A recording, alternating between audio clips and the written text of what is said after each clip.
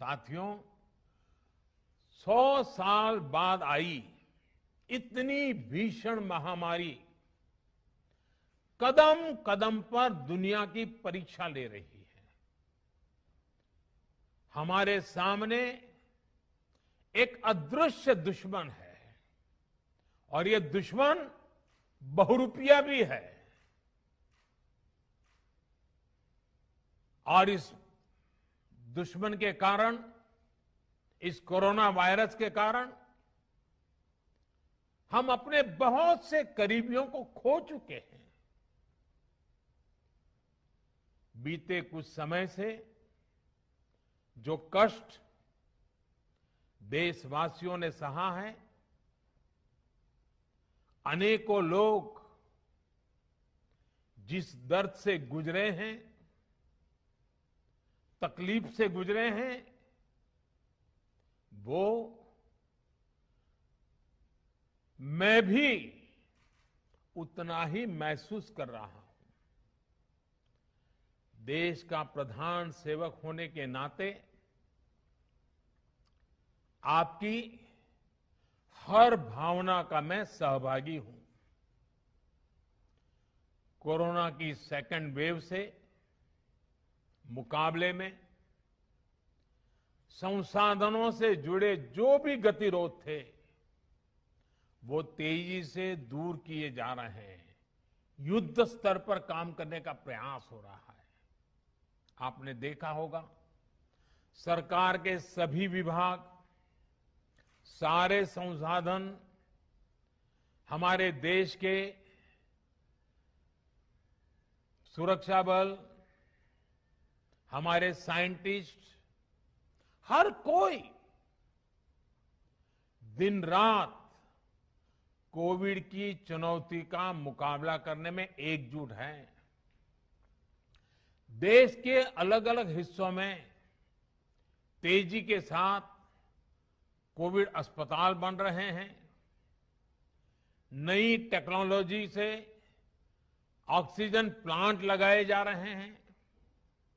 हमारी तीनों सेनाएं, वायुसेना, नेवी, आर्मी, सभी पूरी शक्ति से एक काम में जुटे हैं। ऑक्सीजन रेल इसने कोरोना के खिलाफ इस लड़ाई को बहुत बड़ी ताकत दी है। देश के दूर सुदूर हिस्सों में ये स्पेशल ट्रेन्स, ये ऑक्सीजन रेल ऑक्सीजन पहुंचाने में जुटी है। ऑक्सीजन टैंकर्स ले जाने वाले ट्रक ड्राइवर्स बिना रुके काम कर रहे हैं। देश के डॉक्टर्स हो, नर्सिंग स्टाफ हो, सफाई कर्मचारी हो, एम्बुलेंस के ड्राइवर्स हो, लैब में काम करने वाले सज्जन हो, सैंपल कलेक्ट करने वाले लोग हो, एक एक जीवन को बचाने के लिए 24 घंटे जुटे हुए हैं। आज देश में जरूरी दवाइयों की आपूर्ति बढ़ाने पर युद्ध स्तर पर काम किया जा रहा है। सरकार और देश के फार्मा सेक्टर ने पिछले कुछ दिनों में जरूरी दवाइयों का उत्पादन कई गुना बढ़ाया है। बाहर से भी दवाइयां मंगवाई जा रही हैं। इस संकट के समय में दवाइयां और जरूरी वस्तुओं की जमाखोरी और कालाबाजारी में भी कुछ लोग अपने निहित स्वार्थ के कारण लगे हुए हैं। मैं राज्य सरकारों से आग्रह करूंगा कि ऐसे लोगों पर कठोर से कठोर कार्रवाई की जाए।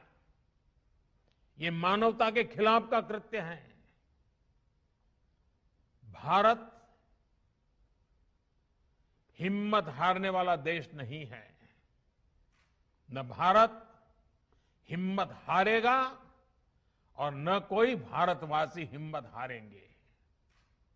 हम लड़ेंगे और जीतेंगे।